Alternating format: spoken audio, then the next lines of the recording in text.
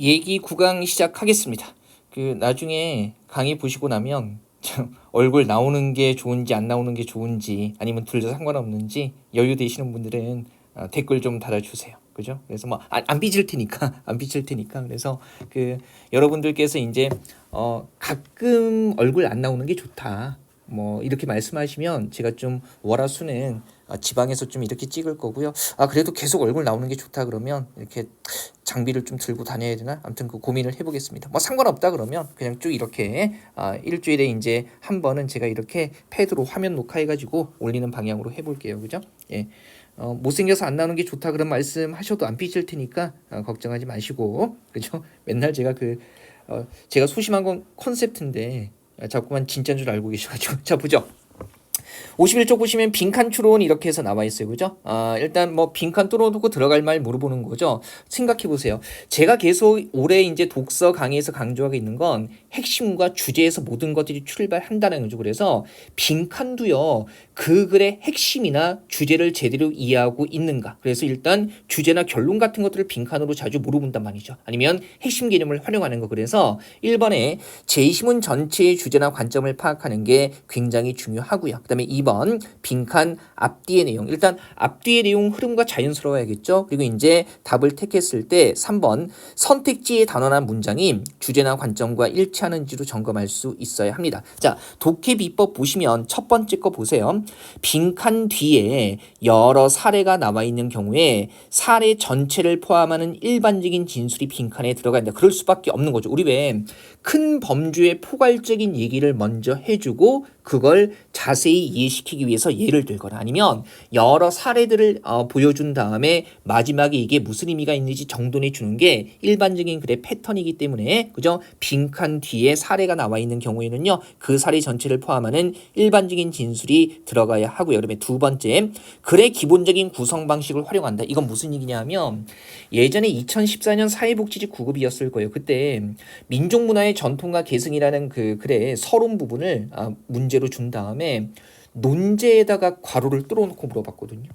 아니 근데 우리가 그거를 미리 읽은 것도 아니고 그죠? 아니 논제를 어떻게 파악하지? 근데 이런 거예요. 우리 왜 논설문에서 논제가 되는 것은요. 당연히 주제를 뒷받침하는 내용이겠죠. 그죠? 그래서 주제를 설명하기 위해서 이거 얘기할 거야 이렇게 되는 거니까 보통 이렇게 논제 자체를 빈칸으로 물어보는 것들은요. 서론 부분에 주제의 방향이 나와 있는 것들이에요. 그래서 나중에 우리가 그 문제를 보게 되겠지만은 이러한 상황에서 민족 문화의 전통을 찾고 이를 계승하자고 한다면이라는 주제의 방향이 그 글에는 나와 있었기 때문에 당연히 논제가 각각 전통을 찾는 것과 전통을 계승하는 것과 관련된 논제가 나올 수밖에 없다는 거죠. 그래서 이런 식으로 논제 자체를 빈칸으로 물어보는 것이 자주 나오지는 않지만 나왔을 때 분명히 글의 구성상 서론 부분에 주제의 방향이 나와 있기 때문에 그런 것들을 활용하면 된다는 거고요.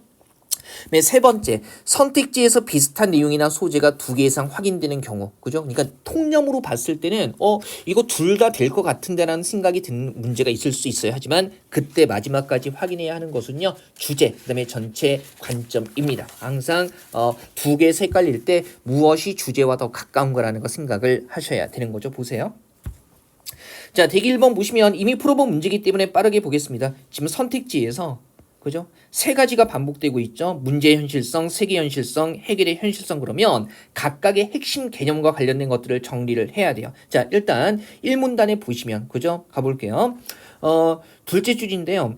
우리가 살고 있는 입체적인 시공간에서 의미 있는 한 부분을 도려내서 서사의 무대로 삼을 경우 그러면 입체적인 시공간에서 한 부분을 도려내서 서사의 무대, 이야기로 무대로 삼을 때 뭐가 된다? 세계의 현실성. 그 다음에 그 세계 안에 인간이 자신을 둘러싼 세계와 뭡니까?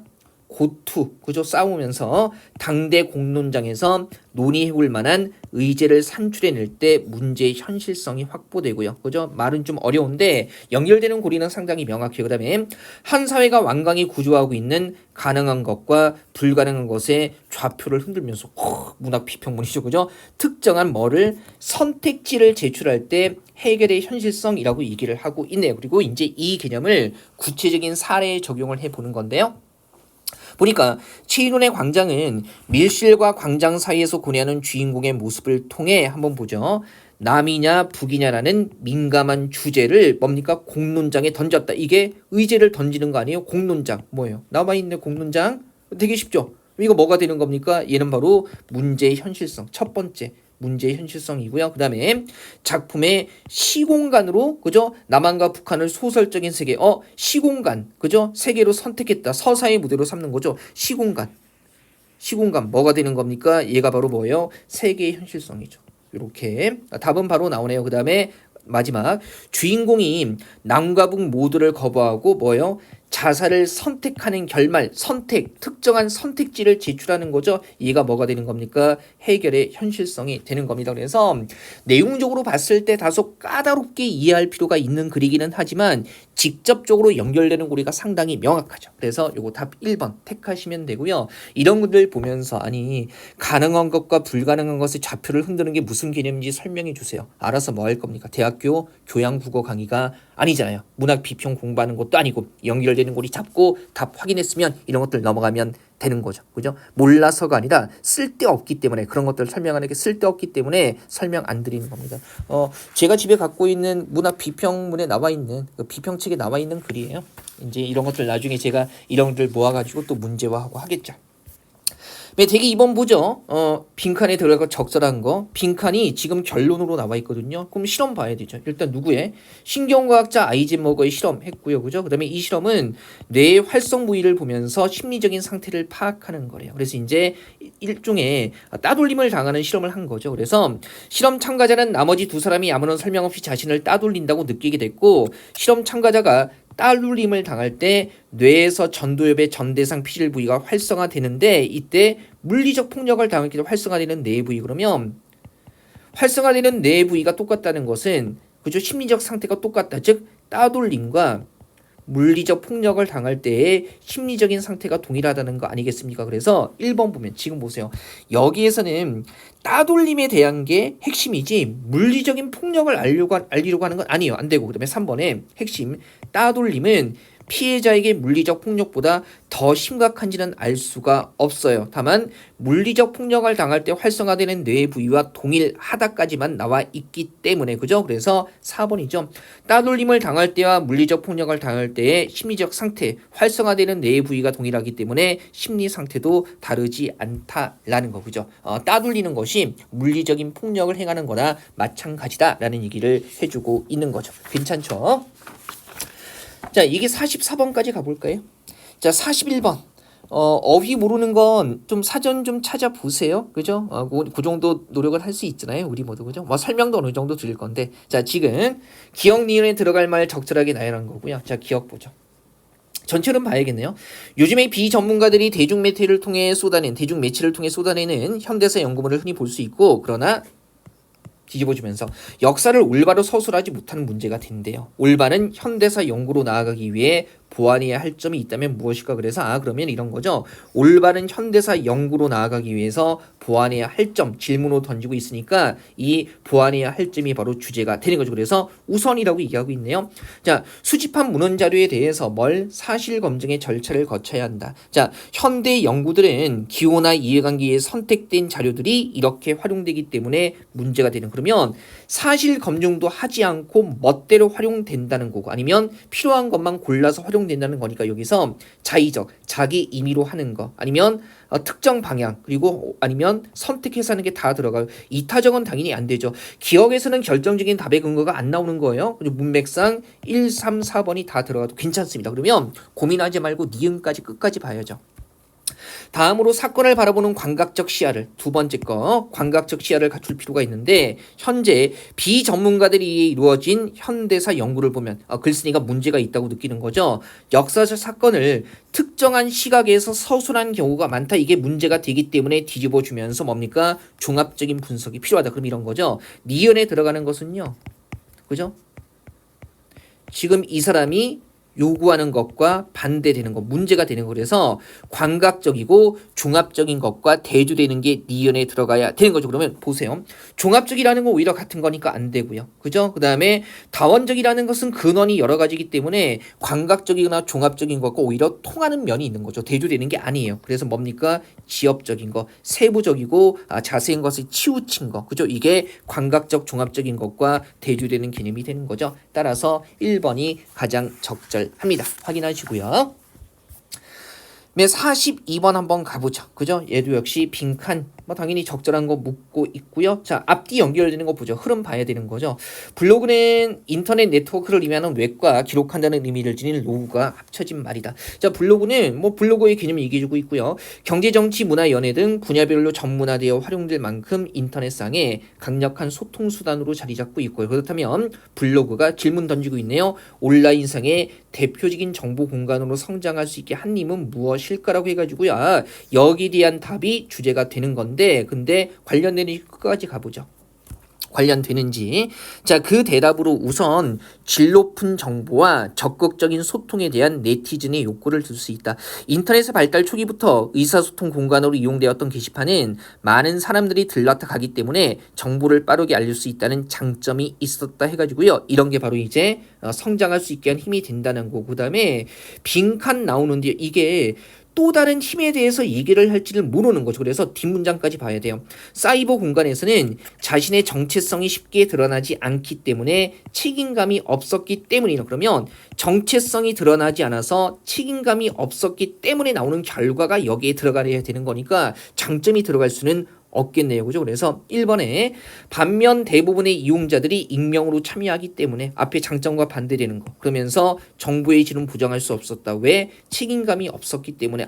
지금 흐름상 자연스럽게 연결이 되죠. 이 원인으로 인한 결과. 그죠? 그대로 연결되고요. 그 다음에 2번에 그래서 중소기업들은 2번이죠. 블로그를 통해 상업적인 홍보를 했다. 칭의감이 없어서 상업적인 홍보했다. 안 되고요. 그 다음에 3번에 그러나라고 이어가면서 네티즌들은 개인주의적 성향이 강해서 개인주의적인 성향이 강해서 자신만의 독립적인 공간을 원했다고 그죠?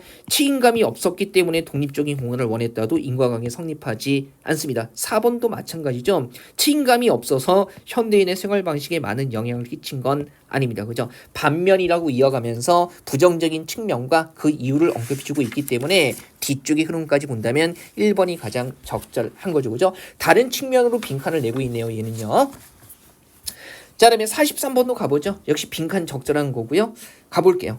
고전주의에서 아름다움이란 그죠? 절대적인 명료성을 의미한다. 여기서는 미묘한 조망이나 어슴푸레한 심연은 있을 수 없다. 명료해야 되니까 안 되고 세부적으로 알아보기 힘든 장식에 가물거림도 없고 하지만 그죠? 그러면 반대되는 거니까 그죠? 바로크 양식은 다르다는 거네요. 더 이상 무조건적이며 세부적인 명료성 고전주의에서 추구했던 걸 선호하지 않았으니까 바로크 양식은 명료성을 추구하는 건 아니에요.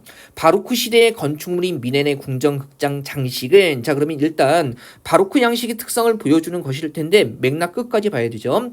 이렇게 해서는 그 아름다움을 제대로 감상할 수 없다라고 얘기를 하고 있으니까 그럼 뭐가 되는 거예요? 바로크 양식의 특성과 대조되는 게 들어가야겠죠. 왜? 제대로 감상할 수 없다 그랬으니까. 그래서 이 건축물의 예술적인 진가는 감상자가 전체적인 어슴푸레한 매력 속에 빠져들 때만 확인할 수 있다. 이렇게 하면 안 되고 이렇게 할 수 있다는 것은 어슴푸레한 매력과 뭡니까? 대조되는 게 들어가야 되는 거죠. 바로크 양식의 특성과 대조되는 거. 그러면 근접 관찰하는 것은 뭡니까? 명료하게 가까이 보는 거고 전체적으로 보는 것과 대조되는 거니까. 그죠? 그래서 1번이 들어가는 게 적절하고요. 얘 같은 경우는 조심해야 되는 게 보세요. 간혹 3번 택하시는 분들 계신데 뒤쪽의 내용을 보지 않았기 때문에 문제가 되는 거죠. 개별적인 요소에 대한 이해 없이 감상할 수 없다는 것은 그러면 뭐 해야 된다는 거예요? 개별적인 요소를 이해해야 한다는 건데 그죠? 개별적인 요소 이해 없이는 그죠? 제대로 감상할 수 없다라는 것은 개별적인 요소를 이해해야 된다는 건데 바로크 양식은요. 세부적이고 개별적인 것을 이해하려는 게 아니라 전체적인 것을 추구하는 거니까 3번이 들어가는 것은 적절하지 않습니다. 그죠? 3번이 들어가는 것은 적절하지 않아요. 분명히 이렇게 해서는 아름다움을 제대로 감상할 수 없다 그랬으니까 바로크 양식에 대한 특징과 대조되는 게 들어가야 되는 거죠. 그래서 이렇게 해버리면 개별적인 요소를 이해해야 된다라는 얘기를 하고 있는 거기 때문에 바로크 양식의 특성과 관련되지 않습니다. 요거 생각하셔야 되고요. 괜찮죠, 그죠? 네, 44번 9강은 여기까지 볼 겁니다. 역시 빈칸 내용이고요. 자, 보죠. 모든 사회는 그 사회에서 요구하는 도리, 의무, 본분 등의 행동 규범이 있고 이것을 융은 뭡니까? 페르소나. 그러니까 페르소나의 개념을 얘기해 주는 거죠. 사회에서 요구하는 거. 그리고 이 말은 원래 어원 뭡니까? 가면을 가리키는 말이었고요. 이러한 의미가 바뀌어서 활용되면서 사회적 역할을 뜻하게 된 거고, 그다음에 이것은 뭐예요? 가면이 본 모습이 아니듯이 개인의 본 모습이 아니라 사회로부터 인정받기 위한 겉모습이다라는 거. 그래서 페르소나의 개념 이런 것들 잡아주고 있고요. 그다음에 이 문단 보면 자, 페르소나는 어릴 때부터 가정교육이나 사회교육을 통해서 형성되고 강화되고요. 그죠? 페르소나가 어떻게 형성되는가? 그 다음에 모든 인간은 사람된 도리로서 직장인의 의무로서 학생의 본분으로서 부모로서 자식으로서 이게 다 사회가 요구하는 모습이라는 거죠. 그죠? 이런 책임을 역할과 더불어 요구받게 되고 페르소나가 강화되어 간다. 자, 페르소나는 어떤 집단이 그 구성원들에게 만들어준 틀과 같은 것이기 때문에 특정 집단에 한해서만 유효하고 그 밖의 집단에서는 의미를 상실하게 된다. 그러면 예를 드는데 이 예는 뭐가 되는 거예요? 페르소나는 뭐가? 어떤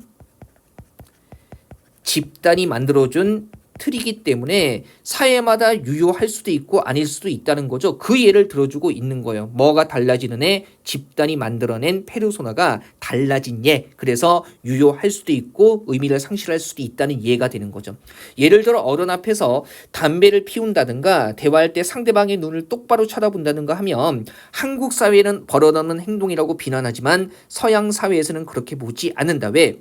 각각의 한국 사회와 서양 사회가 그저 서양 사회 집단이 만들어낸 뭐가 다르기 때문에 페르소나가 다르기 때문에 한국 사회에서는 뭡니까? 비난한다. 유효하고 그다음에 서양 사회에서는 신경 쓰지 않는다는 거죠. 의미를 상실하게 된다 그러면 당연히 그죠? 사회마다 형성되어 있는 페르소나가 다르기 때문일 거고요. 3번에 한국 사회에 형성되어 있는 페르소나가 보수적이다. 물론 우리가 이제 이런 것들에 집착하는 건 보수적인 거 아닌가? 근데 여기에서는 페르소나가 그 사회의 보수성이나 진보성에 따라서 달라진다는 얘기를 하고 있는 게 아니죠. 그죠? 집단마다 요구하는 틀이 달라지기 때문에 이런 식의 페르소나가 한국 사회에서는 유효하고 서양 사회에서는 의미를 상실한다는 걸 보여주고 있는 거예요. 그래서 이 부분을 왠지 그럴 것 같다는 생각 때문에 한국 사회에 형성되어 있는 페르소나가 보수적이기 때문이다라고 얘기할 수는 없는 겁니다. 이 글에서 얘기하는 거 사회마다 형성되는 페르소나가 다르기 때문에 뭡니까? 이런 식의 행동이 우리에게는 유효한 의미가 있지만 서양 사회에서는 의미를 상실한다는 얘기를 하고 있는 거예요. 핵심에 뭐가 가까운가를 꼭 생각하셔야 되고 그죠? 페르소나의 보수성이나 진보성에 대한 얘기를 하는 게 아니라는 거죠. 그죠? 그래서 3번은 당연히 걸러야 되고요. 1번으로 갈 수 있어야 합니다. 괜찮으시겠어요? 예, 정리 차분히 해보시고요. 자, 3차시 수업은 이렇게 마무리하고요. 다음 강좌 아시겠지만 금요일에 올라갑니다. 4차시 올라가는데 그때는 좀 얼굴 보이면서 인사 좀 드릴게요. 제가 아까 부탁드린 거 잊지 말아주세요. 어떤 게 나은지 아니면 상관없는지. 자, 3차시 수업은요. 이렇게 해서 마무리하도록 하겠습니다.